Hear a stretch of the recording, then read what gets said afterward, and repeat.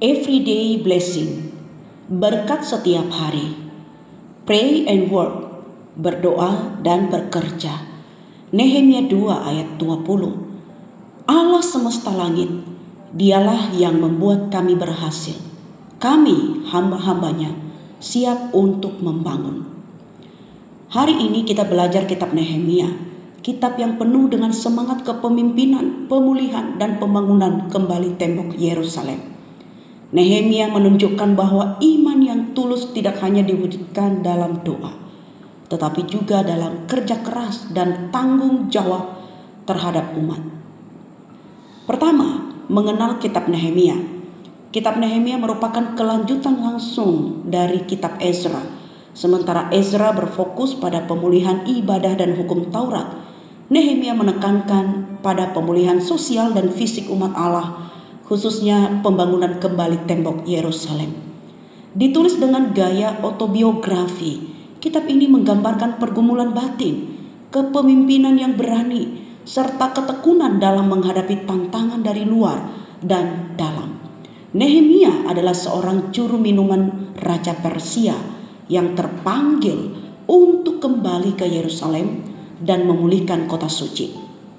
Yang kedua, ringkasan Nehemia 1 hingga pasal 3. Nehemia 1, doa seorang pemimpin. Nehemia menerima kabar menyedihkan bahwa tembok Yerusalem masih runtuh dan gerbang-gerbangnya terbakar. Ia menangis, berpuasa dan berdoa kepada Tuhan dengan hati yang hancur. Dalam doanya, Nehemia mengakui dosa bangsanya dan memohon belas kasihan Tuhan. Ia tidak hanya berdoa untuk keselamatan, tetapi juga memohon keberanian untuk bertindak. Nehemia 2, izin raja dan tindakan awal. Setelah berdoa selama beberapa waktu, Nehemia meminta izin kepada Raja Artasasta untuk kembali ke Yerusalem. Ia mendapat dukungan luar biasa, termasuk surat perlindungan dan bahan bangunan. Setibanya di Yerusalem, Nehemia diam-diam meninjau keadaan tembok, lalu mengajak pemimpin-pemimpin lokal untuk membangun kembali meskipun ada ejekan dan perlawanan dari Sanballat dan Tobia. Nehemia berdiri teguh, Tuhan semesta langit akan membuat kami berhasil. Nehemia pasal 3, pembangunan yang bersama-sama. Pasal ini mencatat bagaimana setiap kelompok, keluarga dan profesi mengambil bagian dalam pembangunan tembok. Imam, tukang emas, tukang rempah-rempah, hingga perempuan pun ikut bekerja.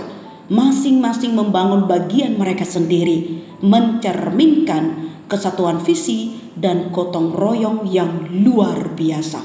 Pemulihan terjadi ketika semua umat bersatu dan bekerja bersama-sama. Bagian ketiga, pelajaran penting. 1. Pemulihan besar dimulai dari hati yang hancur dan berdoa kepada Tuhan. Nehemia tidak langsung bertindak. Ia memulainya dengan doa yang jujur dan rendah hati. Ia menunjukkan bahwa pemimpin rohani bukan hanya pandai menyusun strategi, tetapi juga tahu bagaimana tersungkur di hadapan Tuhan. Yang kedua, tugas besar hanya bisa diselesaikan ketika setiap orang mengambil bagian. Nehemia tidak membangun sendiri. Ia memobilisasi semua orang tanpa memandang posisi untuk ikut serta. Pemulihan keluarga, gereja, dan masyarakat pun akan terjadi bila semua orang ikut terlibat dengan kesadaran dan kerelaan hati.